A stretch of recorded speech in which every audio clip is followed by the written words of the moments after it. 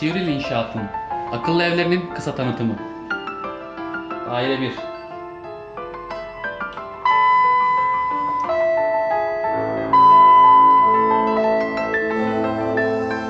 Evde yoksanız bile birkaç dakika sonra gelen kişinin fotoğrafını görebileceksiniz.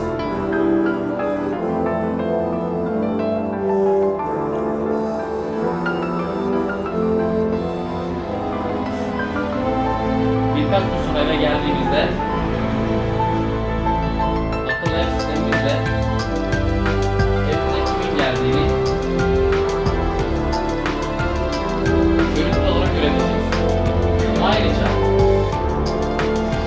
akıllı telefonumuz, bilgisayarımız veya tabletimizle evimizin bütün her yerine uzaktan bağlanabiliyoruz.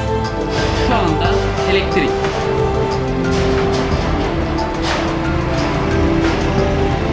kapalı, elektrik açık, suyumuz açık, kapalı, gazımız açık, kapalı. Hatta salonumuzdaki ışıklar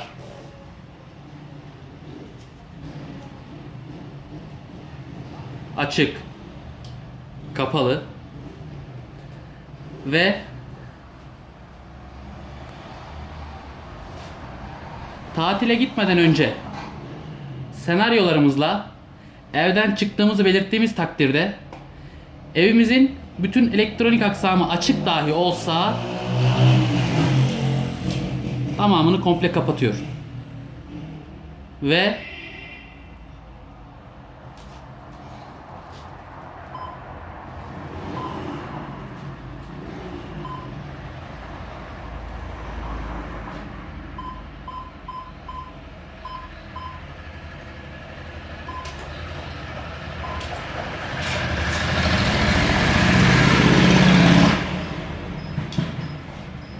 evden çıkmak için evden çıkış moduna bastığımız takdirde 25 saniye içerisinde evden çıktığımız takdirde bütün elektronik aksamı kilitleyip alarmı aktif duruma getiriyor. Elektrik, yani apartmanımızda elektrik olmasa bile akıllı ev sistemimizin Kurakü sistemi ile elektriğimiz, yani alarmımız daima aktif.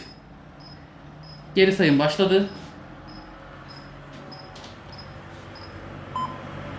Şu anda evimiz güvenli bir durumda.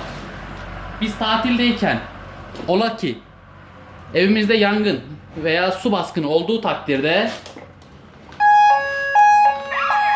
telefonumuzla birlikte alarmımız aynı anda aktifleşecek. Alarmı kapatmak için tek yapmamız gereken evimize gelip